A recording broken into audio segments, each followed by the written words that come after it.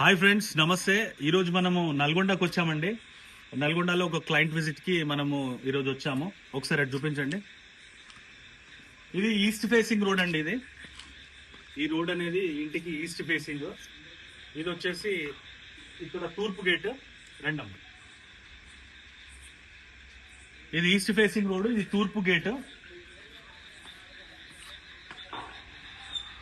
ఇక్కడ మనకు ఈ విధంగా ఉందండి. అది ఆగ్నేయంలో ఇక్కడ మెయిన్ ప్రాబ్లం ఏంటంటే ఇక్కడ ఆగ్నేయంలో మనకు మెట్లు వచ్చాయండి.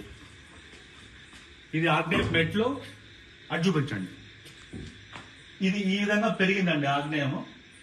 నెక్స్ట్ ఇది carpet area, house carpet area అనేది ఈ విధంగా పెరిగింది. అటు చూపించండి ఒకసారి. ఇక్కడ ఇది పెరిగింది. మళ్ళీ ఇక్కడ ఈశాన్యం అనేది, తూర్పు ఈశాన్యం అనేది కంప్లీట్ గా తగ్గింది. మీరు క్లియర్ గా చూడొచ్చు. కొంచెం వెనక్కి వెళ్ళి తీయండి. సో ఇది ఆగ్నేయం అండి.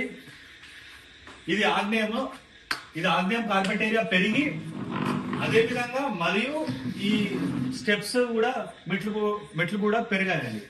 ఇది డబల్ ప్రాబ్లం. అదే విధంగా ఇక్కడ ఈశాన్యం పూర్తిగా తగ్గిపోయిందండి.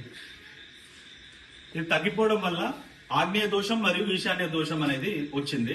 ఇంట్లో అన్ని సమస్యలు ఉంటాయండి. ఆర్థికంగా ఉంటాయి, మానసికమైనటువంటి సమస్యలు ఉంటాయి, మరియు డబ్బు సమస్య ఉంటుంది, మరియు ఉద్యోగాలు అభివృద్ధి ఏది జరగదండి. ఈశాన్యం తగ్గితే ఏది కూడా ముందుకు పోదు. కాబట్టి దీన్ని ఎట్లా సెట్ చేయాలంటే, ఆల్రెడీ నేను ఇక్కడ చెప్పానండి. వీళ్ళు ఆర్డర్ చేశారు.